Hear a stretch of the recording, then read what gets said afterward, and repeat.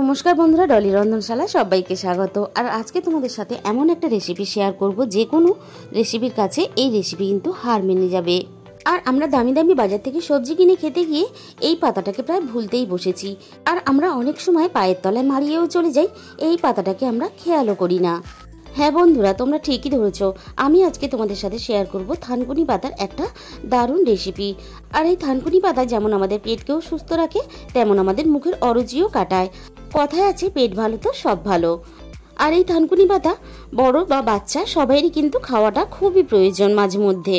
আর এই থানকুনি পাতা অনেকেই খেতে চান না, একটু গন্ধ বা কষ্টার জন্য। তবে এইভাবে বানালে তাহলে কিন্তু একটু গন্ধও লাগবে না বা খেতেও খারাপ লাগবে না। আমি এখানে কিছুটা থানকুনি পাতা এইভাবে ছোট ছোট টুকরো করে একটু কেটে নিচ্ছি। তবে অনেকেই আছেন গোটা পাতাও রান্না করে। আর এই থানকুনি পাতাগুলো কাটার আগে আমি ধুয়ে নিয়েছিলাম খুব ভালোভাবে পরিষ্কার করে। কাটার পরে ধুতে গেলে অনেকটাই নষ্ট হয়ে যায়। আর এই রান্নার জন্য আমি এখানে অল্প একটু বেগুন এইভাবে ছোট ছোট করে কেটে নিয়েছি, আর অল্প একটু কাঁচকলা এইভাবে ছোট করে কেটে নিয়েছি। আর একটা মাঝারি সাইজের আলু এইভাবে ছোট করে আমি কেটে খুব ভালোভাবে ধুয়ে পরিষ্কার করে নিয়েছি। এবার তাহলে রান্নার দিকে যাওয়া যাক। আমি এবার কড়াইয়ের মধ্যে প্রথমে প্রয়োজন মতো তেল দিয়ে দিলাম। আমি এখানে রান্নাটা সাদা তেলে করব, তোমরা যদি চাও সরষের তেলেও করতে পারো। প্রথমে আমি কিছুটা বিউলি ডালের বড়ি নিয়ে নিয়েছি। বড়িটা আমি খুব ভালোভাবে ভেজে নেব। এখানে আমি এই রান্নাটা বিউলি ডালের বড়ি দিয়ে করব। তোমরা চাইলে যে কোনো বড়ির কিন্তু এই রান্নাতে ব্যবহার করতে পারো। বড়িগুলো আমার খুব ভালোভাবে ভাজা রেডি হয়ে গেছে। এই রান্নাতে অল্প একটু বড়ি ব্যবহার করলে এই রান্নাটা খেতে খুবই ভালো লাগে। বড়িগুলো আমার ভাজা রেডি হয়ে গেছে। এবার তেলে থেকে আমি ছেঁকে তুলে নিলাম। এবার ওই একই তেলের মধ্যে আমি আরও 1 চামচ পরিমাণ তেল দিয়ে দিলাম। তেলটা খুব ভালোভাবে গরম হতে ফোড়নে আমি এখানে দিয়ে দিলাম অল্প একটু 5 ফোড়ন, আর দিয়ে দিলাম 2টো শুকনো লঙ্কা, আর আমি এখানে দিয়ে দেব 2টো তেজপাতা কুচি। এবার আমি ফোড়নটাকে একটু 3 থেকে 4 সেকেন্ড খুব ভালোভাবে ভেজে নেব। ফোড়ন থেকে একটা সুন্দর মিষ্টি গন্ধ বেরিয়ে এসেছে। এই সময় আমি এখানে দিয়ে দিলাম আগে থেকে কেটে রাখা আলুগুলো। এবার আমি প্রথমে আলুটাকে খুব ভালোভাবে ভেজে নেব। আর বন্ধুরা, আমি যে পদ্ধতিতে রান্নাটা করছি তোমরা ঠিক এই পদ্ধতিতে রান্নাটা করে দেখো। গরম গরম ভাতের সাথে খেতে খুবই ভালো লাগে। এইভাবে রান্না করলে বাচ্চা থেকে বড় সবাই কিন্তু চেটে পুটে খেয়ে নেবে। আলুটা আমার খুব সুন্দর করে ভাজা এখানে রেডি হয়ে গেছে। এবার আমি এখানে দিয়ে দিলাম কেটে রাখা কাঁচকলা আর বেগুন। এবার আমি বেগুন আর কাঁচকলাটা আলুর সাথে আবারও একটু নাড়াচাড়া করে ভেজে নেব। সবজিগুলো ভাজার সময় একেবারেই লবণ ব্যবহার করবে না, তাহলে কাঁচকলাটা বসে গিয়ে কড়াইয়ের সাথে একেবারে আটকে যাবে। সমস্ত সবজিগুলো আমার এখানে খুব ভালোভাবে ভাজা রেডি হয়ে গেছে। এবারে আমি দিয়ে দিলাম এখানে কেটে রাখা থানকুনি পাতাগুলো। এবার আমি এখানে স্বাদ মতো লবণটা ব্যবহার করলাম।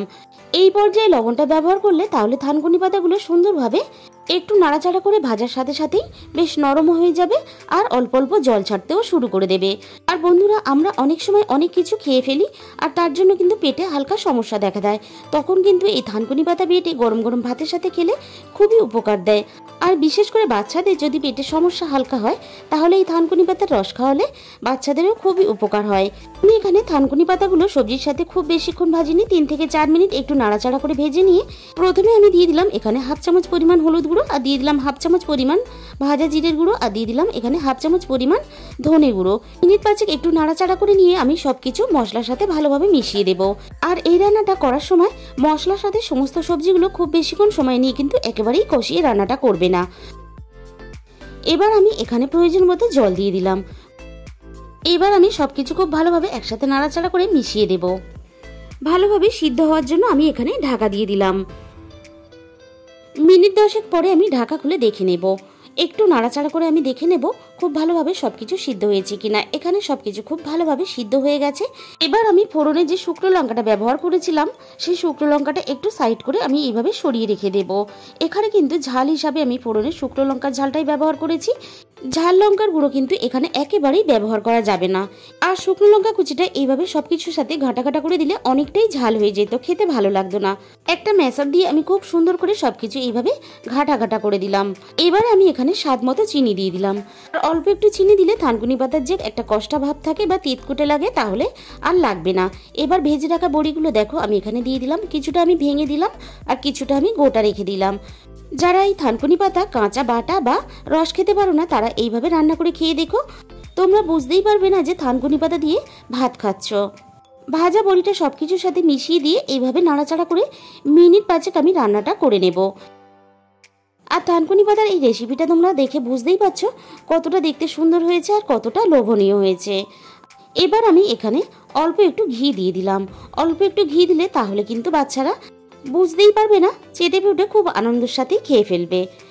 আমি এখানে আর গরম মশলার গুঁড়ো ব্যবহার করলাম না, তোমরা কিন্তু চাইলে এখানে অল্প একটু গরম মশলার গুঁড়োও ব্যবহার করতে পারো। এবার আমি গ্যাসটাকে বন্ধ করে দিয়ে 5 মিনিটের জন্য স্ট্যান্ডিং টাইমে এখানে ঢাকা দিয়ে দিলাম। গরম গরম ভাতের সাথে খাওয়ার জন্য রেডি হয়ে গেল দারুণ একটা থানকুনি পাতার রেসিপি। তাহলে বন্ধুরা, আজকের রেসিপিটা ভালো লাগলে অবশ্যই ভিডিওতে একটা লাইক করো আর প্রচুর প্রচুর শেয়ার করো।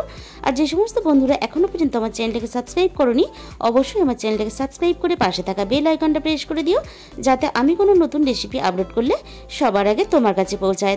ভালো থেকো আর পরের ভিডিওটা ঠিক সময়ে দেখে নিও।